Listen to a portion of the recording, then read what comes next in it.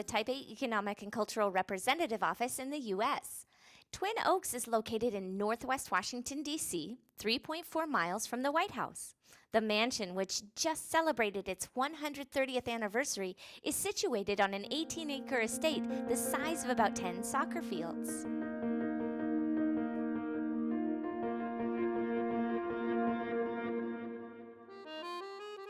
Twin Oaks was built in 1888 by Gardiner Green Hubbard, founder of the National Geographic Society and father-in-law of Alexander Graham Bell. Hubbard commissioned the famous architect Francis Allen to design Twin Oaks as a Georgian Revival-style summer home and named it after an oak tree with a forked trunk that grew outside the house at the time. In June 1937, the new ambassador of the Republic of China to the U.S., Thomas C.T. Wang, leased the property from the Hubbard family. This marked the beginning of a bond between Twin Oaks and the Republic of China that has lasted more than 80 years. This bond has been built in turn on the long yet sometimes turbulent friendship between the Republic of China and the United States. I'm here on December 15, 2018, the day that marks 40 years since the end of one chapter in this relationship and the beginning of another. Now let's go inside Twin Oaks with its long history of Taiwan-U.S. relations.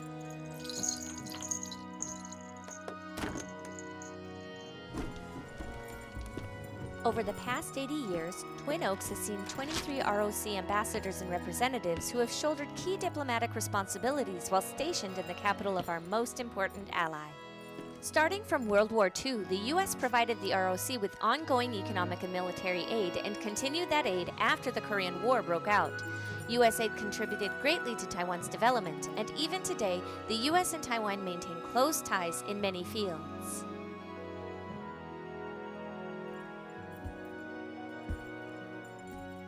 This room was originally a study but was later converted into a parlor for receiving guests, now known as the Big Blue Room.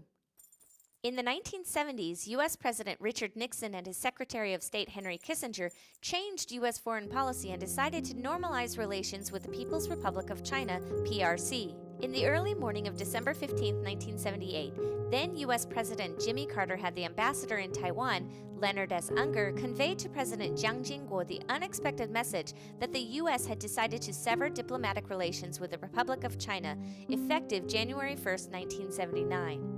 As part of the decision, the Republic of China's ambassador to the U.S., James Shen, was asked to leave Twin Oaks within just 15 days. After taking into account the PRC seizures of embassy assets in other countries that switched recognition, the ROC decided to sell Twin Oaks to the nonprofit organization Friends of Free China Association as a way of holding on to the estate for the time being. After our diplomatic ties were ended, officials and private individuals together lobbied the U.S. government to ensure peace in the Taiwan Strait and the safety of Taiwan's people. That culminated in the introduction of the Taiwan Relations Act in the U.S. House of Representatives on February 28, 1979. After passing both legislative houses, the bill was signed into law by President Jimmy Carter on April 10th. The Taiwan Relations Act took effect retroactively on January 1, 1979, and has safeguarded peace and stability in the Taiwan Strait over the 4 decades since. The Taiwan Relations Act provided legal protection for Taiwan's original ownership of Twin Oaks, so the government bought the estate back in 1982. But over those intervening years, the mansion and grounds had fallen into disrepair. Dr. Frederick Chen, the new representative to the U.S., commissioned renowned architect Xu Shuyuan to renovate the estate. The Twin Oaks we see today is thanks in large part to their efforts. In 1986, the U.S. Department of the Interior listed Twin Oaks in its National Register of Historic Places. After renovation, this parlor became known as the Small Blue Room. It's smaller than the Big Blue Room seen earlier, but like that room, the carpet and accents here are all blue. The Small Blue Room also houses one of 3 famous antiques in the Twin Oaks collection, Auspicious Peach and Fungus, attributed to a painter in the court of Qing Empress Dowager Cixi. The peach with its branch is a traditional symbol of longevity and good fortune.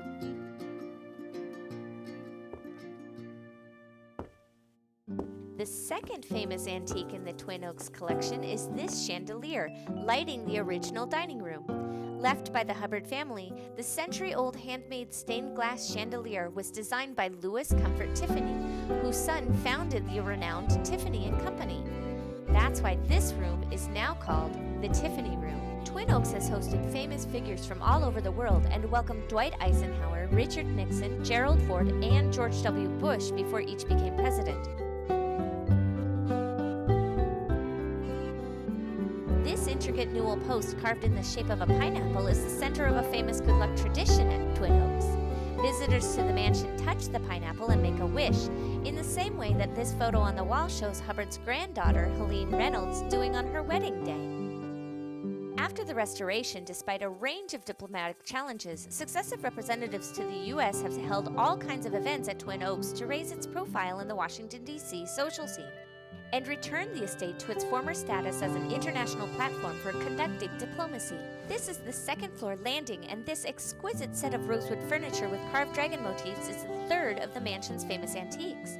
The Qing Imperial Court had sent the furniture to the U.S. to be exhibited at the 1904 St. Louis World's Fair. This banquet hall, which used to be an open porch, has floor-to-ceiling windows at its front that provide a panoramic view of the broad lawn. At dusk, you can often see deer grazing here, and sometimes even a red fox scampering across the grounds, adding a bit of a country feel to evening scenes at Twin Oaks.